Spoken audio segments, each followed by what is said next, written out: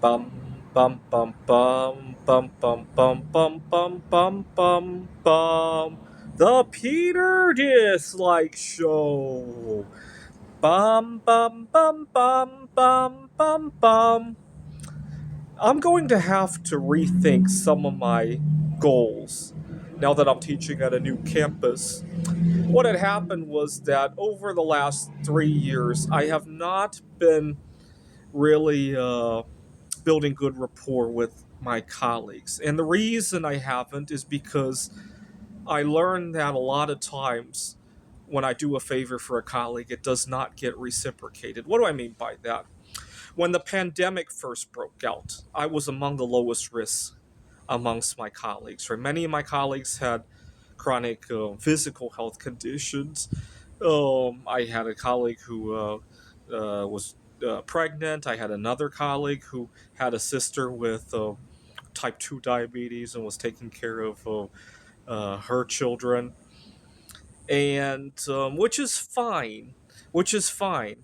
I mean, I don't mind helping my colleagues who are going through that. Unfortunately, it does not often get reciprocated. When I run into difficulties based on my own circumstances, right? I'm one of the few who is single, and let me give you an example. I was working at a technology startup 7 years ago, and I was working alongside colleagues who are married or at least in committed relationships, which is good. I'm not jealous of these people or anything.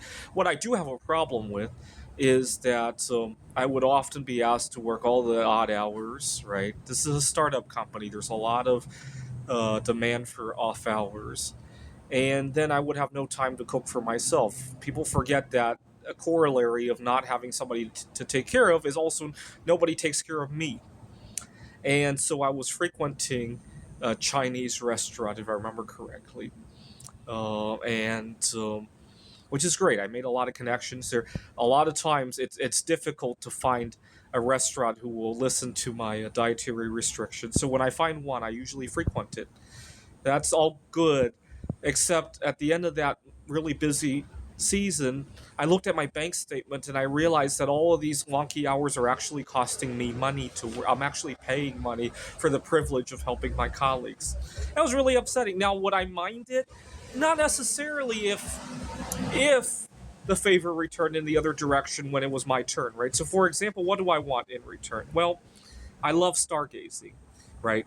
If I always got the days off when there were nice events in the sky, conjunctions, eclipses, and all that, right? If I when I get a chance to go on a date, if I always got that time off, yeah. But oftentimes I don't, right? Or oftentimes I have to really push to. They don't get treated as an equal in our society, right? I'll give you another example.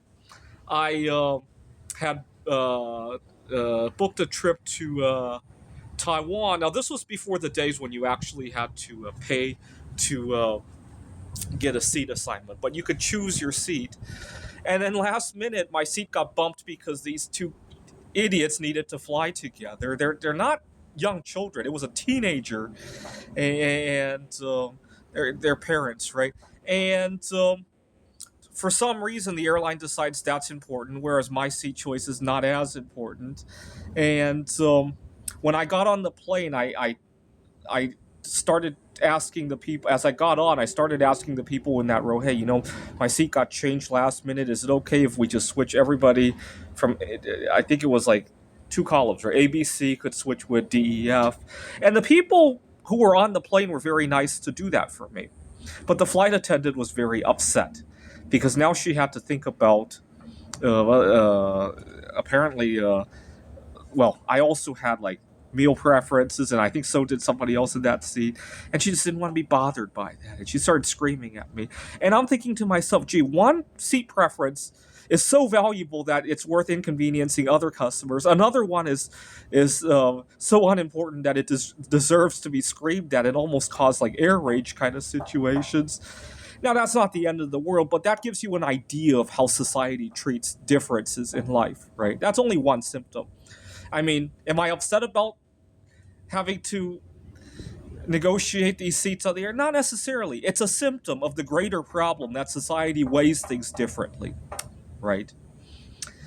And so these last couple of years, I've learned to treat colleagues as almost adversaries.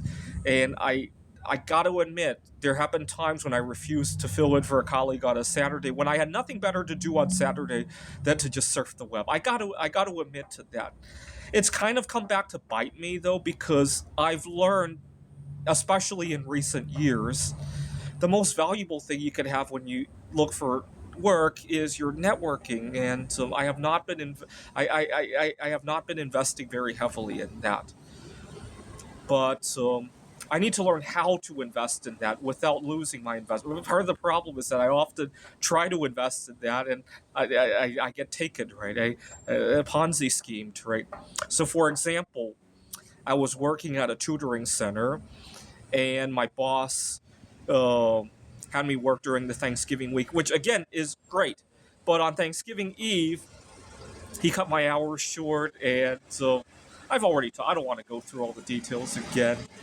And so, and then at a different campus, I volunteered to fill in on a Saturday because one of my colleagues had COVID, and then my students really fell in love with my tutoring. And so my boss wanted me to work Saturdays. What was really upsetting was I was working Monday through Thursday, and then on Saturday, even more upsetting, the Monday through Thursday was during the evening, the Saturdays during the morning, and it caused me to have to pivot my sleep schedule twice a week. Very discomforting. And also, I was trying to figure out if the students would want to take a break closer to the Christmas season so I could go away. I had hoped to go to Wallace, Idaho, and my students really loved me, and I literally went to the bathroom and cried, if I remember correctly. And so meanwhile, my colleagues are taking their kids to Disney, and right, one of my colleagues took his kids to Disney that Christmas, and I had other colleagues who took spent time with their spouses and all that. And meanwhile, every time I meet somebody on Bumble, I have to figure out how to squeeze it in between at the hours of two different jobs, right, without bothering either one of those. Why? Right? I wish it went both ways. Then we could have really good networking, right? And that's my goal this year. I'm going to once again be more flexible with my colleagues, but I expect it in return as well. And I'm going to figure out how to do that. This is the Peter Dislike Show. Bum, bum, bum, bum. Bum, bum, bum, bum, bum, bum, bum, bum. The Peter Dislike Show. Bum, bum, bum, bum, bum, bum, bum.